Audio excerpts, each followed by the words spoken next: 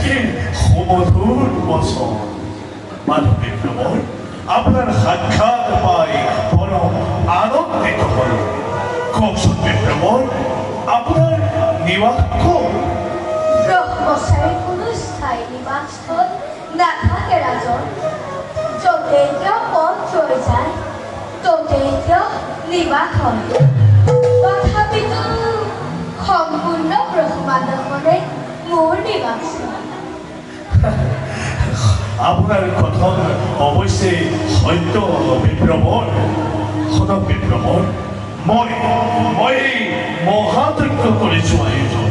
অক্ষয় প্ৰীতি ৰাখিবৰ বাবে এই যজ্ঞ কৰিছোঁ মুক্ত হস্তে কৰিছোঁ দান দক্ষিণা সেয়েহে বিভ্ৰমণ আপোনাৰ কি দানৰ প্ৰয়োজন আছে মুক্ত হস্তে কৰক প্ৰকাশ ৰাজন আপুনি কি দিব পাৰিব কি লাগে আপোনাৰ কওক বিভ্ৰমণ ৰথ ৰথী হয় হস্তি গ্ৰাম্য নগৰ ঘন সোণ যিয়েই লাগে সকলোৱে কৰিয়ে তব চৰণ কৰিব হে ৰাজন সুখ বিলাসৰে সামগ্ৰীবোৰ মই কৰিম কি এনে সামগ্ৰীৰ প্ৰয়োজন মাত্ৰ সাংসাৰিক কাৰ্যকলাপত নিজ মনুষ্যৰে মই হলো ব্ৰহ্মচাৰী আপোনাৰ প্ৰস্তাৱত মই কিন্তু আপোনাৰ দান মই স্বীকাৰ কৰিব নোৱাৰিম নহয় বিভ্ৰমণ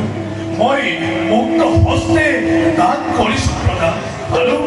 আৰু মোৰ স্থানৰ পৰা কাকো মই ৰিক্ত হস্তে উলটি যাব দিয়া কিবা নহয় কিবা বস্তু নিশ্চয় আপোনাৰো আৱশ্যক আছে সেয়েহে মুক্ত হস্তে আপুনি কৰক প্ৰকাশ এই পদিয়ে আপোনাৰ চৰণত সকলোকে কৰি অৰ্পণ আপুনি যদি দান দিম বুলি ভাবিছে তেন্তে তিনিপদভূমি যিমান জোৰে তাকে দান হিচাপে প্ৰদান কৰক সেয়ে মোৰ বাবে যথেষ্ট হ'ব দিবনে ৰাজন তিনি পদ ভূমি মাত্ৰ তিনি পদ ভূমি বিভ্ৰমণ ৰাজন আপুনি কলংকৰ অধীশ্বৰ এই ৰাজা বলিৰ আগত বিচাৰিছে মাত্ৰ তিনি পদ ভূমি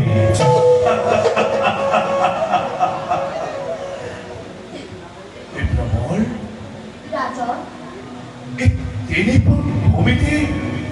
আপুনি সন্তুষ্ট হ'বনে মোক মাত্ৰ তিনিপদভূমিত যিমান জোৰে তাকহে প্ৰয়োজন কওক দিবনে ৰাজন যদি আপুনি বিচাৰিলেহেঁতেন সমগ্ৰ চলাচল এই বলিয়ে হাঁহি হাঁহি পৰিলোহেঁতেন বাৰু তথাপিও আপুনি তিনি ভূমি কৰিছে বাঞ্ছা নিশ্চয় বলিয়ে আপোনাৰ দান কৰিব পূৰণ ৰাজাবলী তুমি খন্তেক সময় অপেক্ষা কৰা গুৰুদেৱ নহ'লে অত্যন্ত হ'ব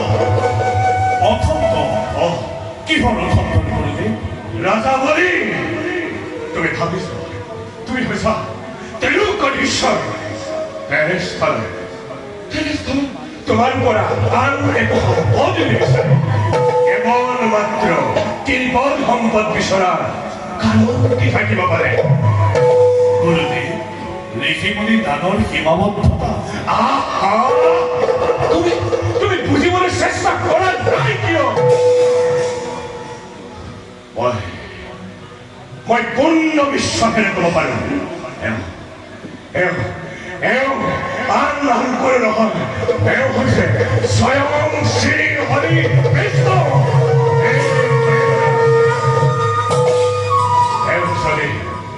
তুমি ভূমিদান কৰা মনত ৰাখিবা তুমি সকলো হেৰুৱাব লাগিব সকলো হেৰুৱাব লাগিব গুৰুদেৱ আপোনাৰ বাক্যই যদি সত্য হয় তেন্তে মোতকৈ সৌভাগ্যৱান কোন হ'ব পাৰে সঁচাকৈ যদি এওঁ স্বয়ং নাৰায়ণ যাৰ সন্মুখত সমস্ত জগতে দুহাত পাতি থাকে সি নাৰায়ণ কাজী দাম প্ৰাৰ্থী মূল সন্মুখ ভাবিছ নাৰায়ণৰ হাত তল আৰু মোৰ হাত ওপৰ ইয়াতকৈ সৌভাগ্যৰ কথা কিবা জানো হ'ব পাৰে এই দৈত্যৰাজন, সেয়া তোমাৰ সৌভাগ্য নহয়, মনত ৰাখিবা, এয়া তোমাৰ দুৰ্ভাগ্যৰূপে পৰিণত হ'ব। গুৰুদেৱ সৌভাগ্যই হওক বা দুৰ্ভাগ্যই হওক স্বয়ং নাৰায়ণক যদি দান দিব পাৰোঁ এয়া সৌভাগ্যৰ কথা জগতে এদিন ক'ব এজন দৈত্য ৰাজ আছিল যি স্বয়ং নাৰায়ণক দান দিছিল সেয়েহে গুৰুদেৱ আপুনি কোনো চিন্তা নকৰিব হে বিপ্ৰমৰ আপোনাক দান দিয়াৰ সংকল্প মই কৰিছোঁ প্ৰভু ৰব বিপ্ৰম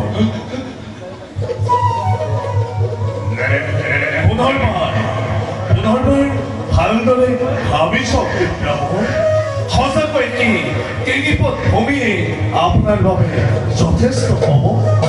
মোক মাত্ৰ তিনিপদ ভূমিয়েই লাগে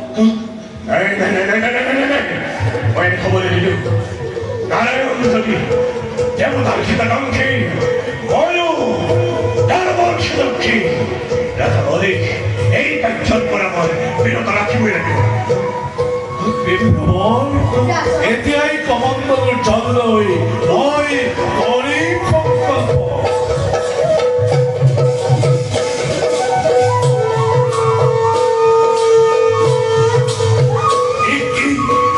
কমণ্ডলৰ পৰা জল লোৱা নাই নিশ্চয় কমণ্ডলৰ জলৰ পথ ৰুদ্ধ হৈছে ৰাজন হয়তো জল কৰিব পৰা কিবা হ'বলৈ লাগিছে মোক দিয়ক ৰাজন মোক দিয়ক মই উত্তমৰ জলৰ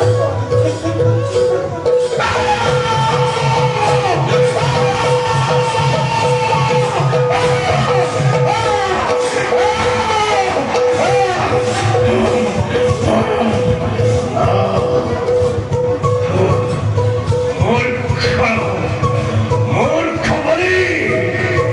তোৰ শীতৰ কথা চিন্তা কৰি আজি মই মোৰ এখন নেত্ৰ হেৰুৱালো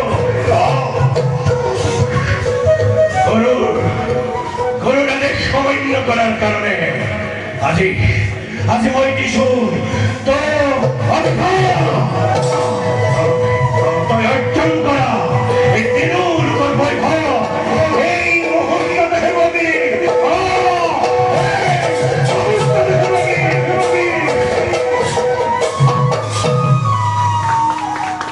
গুৰুদেৱ আপোনাৰ অভিশাপ মই ললো শিৰপাতি হে বিপ্ৰম ৰাজন ময়ো এটি ক্ষণে কৰিছো সংকল্প আপুনি বিচৰা অনুযায়ী মই